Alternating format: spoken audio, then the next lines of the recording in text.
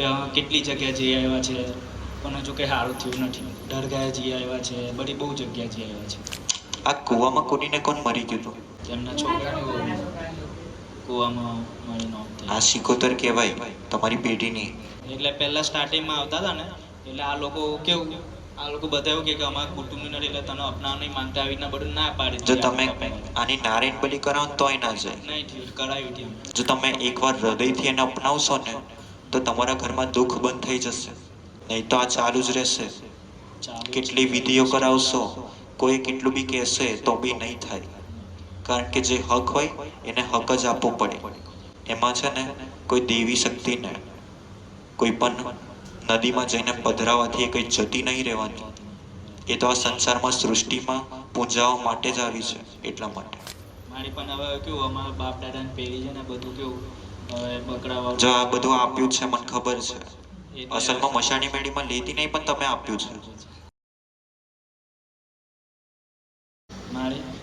અમારે એક કુટુંબ હતું ભેગું, માતાને પૂનતા હતા પણ અમુક કઈ વસ્તુને લઈને અમે લડાઈ થઈ છે તો અલગ થયું છે. તો હવે અમે કે માતાને પૂંજવા બેઠા છે પણ કંઈ માતાજીના કંઈ પ્રવેશ નથી થયો અને ભાઈની બહુને કંઈ ધૂણાવ્યા કરે છે અને એ બધું દુઃખો ચાલ્યા કરતું છે 2 વર્ષથી. કે કેટલી જગ્યા જઈ આવ્યા છે પણ હજુ કંઈ સારું થયું નથી. દરગાહે જઈ આવ્યા છે, બધી બહુ જગ્યા જઈ આવ્યા છે પણ હજુ કંઈ નિરાકરણ નથી આવ્યું. કઈ દવાખાના ખર્ચા ચાલુ રહે અને આ નથી બધા ખર્ચા ચાલુ જ હોય છે. પહેલાં તો તમારે તમારું ઘર એને પવિત્ર કરવું પડશે. તમારાથી થશે? હા, એ અમે બધું પાડ્યું તો છે. તમે આજ લગી જે કરાયું ને તો પહેલાં એનો નિકાલ કરજો. બરાબર? તમે જેની પાસેથી તમે જે વસ્તુ લીધી હોય, જેને જે વસ્તુ કંઈ કીધી હોય કે તમે આ કરો તો પહેલાં તમે એમાંથી મુક્ત થાઓ. જો તમે એમાંથી મુક્ત થશો ને તો ધીમે ધીમે તમે જે હવે પછી તમે કોઈ ભૂલ ના કરો. એટલા માટે તો તમે જે પણ કંઈ કરાયું હોય તો પહેલાં એનું પ્રાયશ્ચિત કરજો, પશ્ચાતાપ કરજો, ત્યાર પછી એનું સમાધાન બીજું બતાવો. થશે એટલું? હા, મારી થઈ હતી. પણ જેની પાસેથી જે લીધું હોય ને એમને આપવાનું. બરાબર? કુલદેવીને સમાધાન કરવા માટે તમે રાજી રહેશો? હા. દેવી શક્તિને અપનાવશો? હા મારે. એક કામ કરજે, હમણાં હાલ અગરબત્તી છે ને 2 અગરબત્તી કરજે, મોમાઈ માની કરજે. બરાબર? ઘરની અંદર કરવાનું અને ઘીની લાપસી જમાડવી.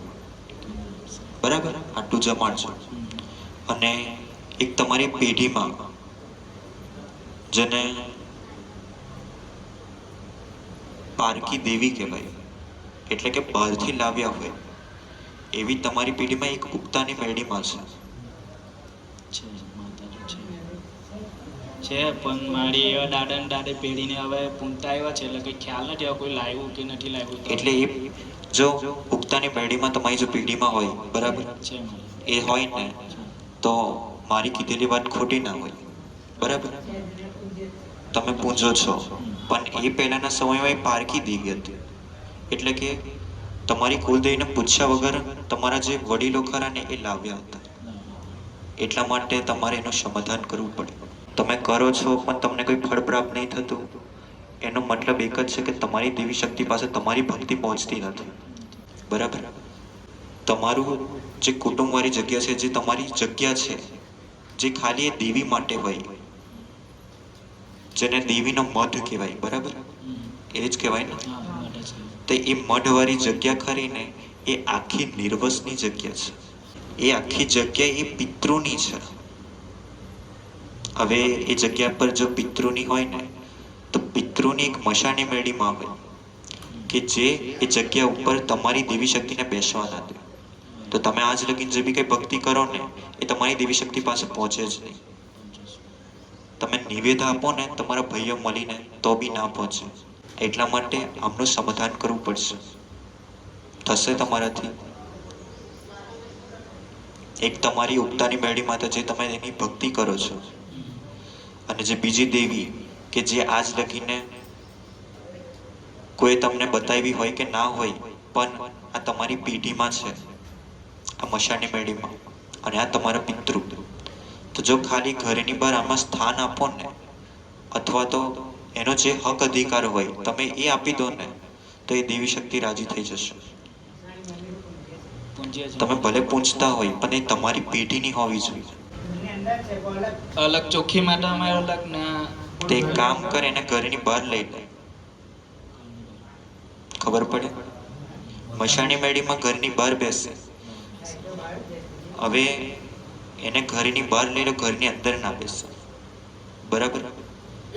એ દેવીને જો તમે ઘરની અંદર બેસાડો તો તમારી જે ઉગતાની મેળીમાં છે, બરાબર, તમારી જે દેવી છે બધી બહાર જતી રહે ઘરની. બરાબર? એટલા માટે ઘરની બહારની દેવીને ઘરની બહાર જ બેસાડો અને જે અંદર બેસે ને તેને અંદર જ બેસાડો.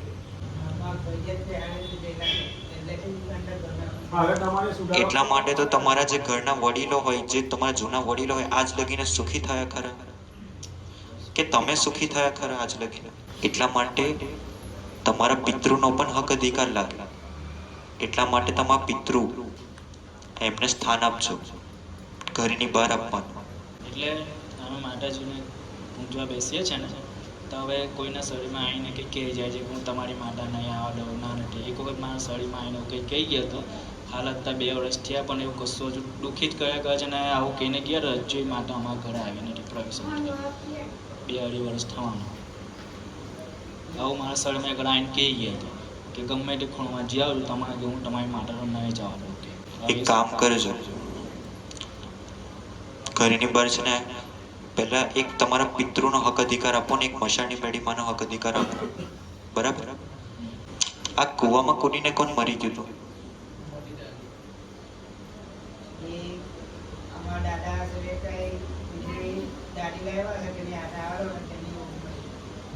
તેમના છોકરાની કૂવામાં મળી નહોતી. આ સિકોતર કહેવાય તમારી પેઢીની. ખબર પડે? તમારી જ પેઢીને સિકોતર એટલે સતી કહેવાય. એટલે એ લોકો અમારા કુટુંબવાળા છે ને અપનાવતા નથી એ રીતે કે દાદા લાવ્યા હતા ને તે બીજી અમારી જે દાદી હતી ને તે તો ક્યાં કઈ જતી રહી ખબર. એટલે તમારા દાદાના મુખ્ય 2 લગ્ન થયા હતા, બરાબર ને? એમાંથી એક આવી રીતે લઈને આવ્યા હતા. હવે તમારી પેઢી આવી હોય તો હવે આ જે તમારી જૂની પેઢીમાં આવા કર્મ થઈ ગયા હોય તો આનું સમાધાન કરતા વાર લાગે કે ના લાગે? લાગે ને?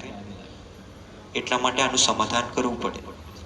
કારણ કે તમે પેઢી તરીકે એને ના માનતા હોય પણ તમારી જ પેઢીમાં લાગે. કેમ? કારણ કે તમારા દાદા લાવ્યા હતા, કોઈ બીજા નતા લાવ્યા. ખબર પડે? તો આને અપનાવવા પડે. બીજું કે આ છગનભાઈ કોનું નામ હતું? આનું નામ સુધી લાવજો. આ દેવી કહેવાય, શક્તિ કહેવાય. તો આને અપનાવજો. એટલે પહેલા સ્ટાર્ટિંગમાં આવતા હતા ને એટલે આ લોકો કેવું, આ લોકો બધા એવું કે અમારા કુટુંબની નથી એટલે તને અપનાવ નહીં માંગતા, આવી રીતના બધું ના પાડી. જો તમે આની નારાયણ બલી કરાવો ને તોય ના જાય. નહીં થયું, કરાવી હતી તોય ના જાય ને. કેમ જાય? એટલા માટે આ તમારી પેઢીમાં બન્યા છે એટલે એને હક અધિકાર આપી દો. ને હવે અમે કેટલા ઘણા 6-7 મહિના અમને બેસાડવા બી તૈયાર છે, અમે કહેવા બી તૈયાર છે પણ હવે આવીને કંઈ કહેતા બી નથી ને કહી જ નહીં. ખાલી આવીને હેરાન કરે ને. જો તમે એ દેવીને અપનાવવા માટે તૈયાર ના હોય તો તમે એ દેવીને અપમાનિત કરી એમ કહેવાય. ખબર પડે? તો એ દેવી તમારું શું કરો સારું વિચારે તો તમે એને એમ કહો કે તું બી અમારી માં એટલે દાદી જ થાય, એવી રીતે કરીને સ્વીકારો ત્યારે જ થશે. એને દાદી તરીકે સ્વીકારો. ભલે તમારા દાદાએ બીજા લગ્ન કર્યા પણ એને દાદી તરીકે સ્વીકારો, કારણ કે તમારી જ પેઢીમાં લાગે. એટલા માટે જો તમે એકવાર હૃદયથી એને અપનાવશો ને તો તમારા ઘરમાં દુઃખ બંધ થઈ જશે. નહીં તો આ ચાલુ જ રહેશે. કેટલી વિધિઓ કરાવશો, કોઈ કેટલું બી કહેશે તો બી નહીં થાય. કારણ કે જે હક હોય એને હક જ આપવો પડે. એમાં છે ને કોઈ દેવી શક્તિને કોઈ પણ નદીમાં જઈને પધરાવાથી એ કંઈ જતી નહીં રહેવાની. એ તો આ સંસારમાં સૃષ્ટિમાં પૂજાવા માટે જ આવી છે. એટલા માટે તમારી હવે એમને મનાવવા માટે અમે શું કહું? હવે તમે એમને તૈયાર જ છે? અમે એમને એ તમારી દેવી તૈયાર જ છે. ખાલી છે ને એક કામ કરજો, ઘરની બહારથી વધાઈને અંદર લઈ લો, પવિત્ર એક સ્થાન આપી દો, એક ચોખાનું નિવેદ જમાડો. એટલામાં એ દેવી શક્તિ રાજી થઈ જશે. અને પછી તમારા મનમાં કોઈ પણ એવું ના હોવું જોઈએ, એવો દ્વેષ ના રાખતા કે આ બહારની છે, ના તમારી જ છે એવું કહો, ત્યારે જે રહેશે. અને ઘરની બહાર તમારા પિતૃને મશાની મેળીમાંની અગરબત્તી ખાલી ચાલુ કરી દો, બરાબર.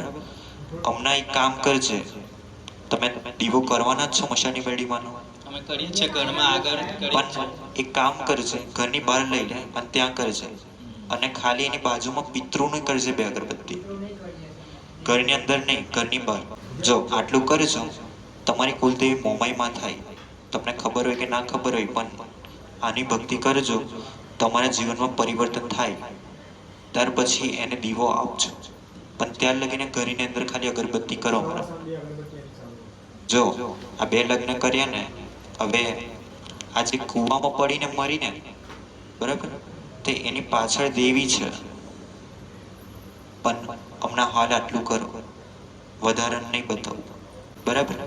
ત્યારે ખાલી ને મેં તને જે નામ કીધું ને એ ખાલી જાણી લાવજો, અને આ દેવી શક્તિનું સમાધાન કરજો. અને થોડું તમારે પવિત્ર શુદ્ધ રહેવાનું ખબર પડે ને, માસિક ધર્મ હોય, તામસિક ગુણ જેવો ખોરાકથી દૂર રહેવાનું હોય, એટલું તમારે થોડું પાલન કરવું પડશે. તો હવે અમે બધા જુવાન છોકરાઓ છોડી દીધું, પણ આ ગયડા છોડતા નથી કશું બીજું કંઈ. એમને છોડાવવું જ પડશે. જે છોડે નહીં તો તમારા જીવનમાં કોઈ પરિવર્તન નહીં થાય. એટલે તમે સમજીને જો તમે બધા આવ્યા હોય તો છોડી દેજો એમ. મારી પણ હવે કેવું, અમારા બાપ દાદાની પેઢી છે ને, બધું કેવું હવે બકરાવાળું. જો આ બધું આપ્યું છે મને ખબર છે, એટલે અસલમાં મશાની મેળીમાં લેતી નહીં, પણ તમે આપ્યું છે. કારણ કે આ તો તમારી જે મશાની મેળીમાં ખરી ને, એ મેં માનું છું કે આ ઉત્પન્ન કરેલી દેવી છે. ખબર પડે ને, આ ઉત્પન્ન કરેલી દેવી છે, મને ખબર છે. પણ એને આપવાની જરૂર નહીં.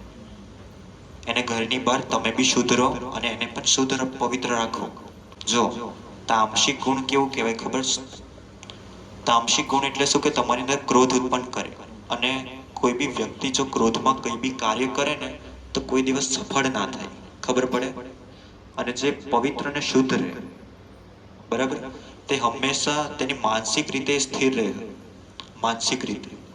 એટલા માટે સાત્વિકતા બનાવી છે, સાત્વિક જેવો ગુણ બનાવ્યો. કેમ કે વ્યક્તિ સાત્વિક રહીને પોતાના મનનું સાંભળી શકે, પોતાની માનસિકતાને સુધારી શકે, સ્થિર રાખી શકે, જેનાથી એ સાચા પોતાના જીવનમાં નિર્ણય લઈ શકે.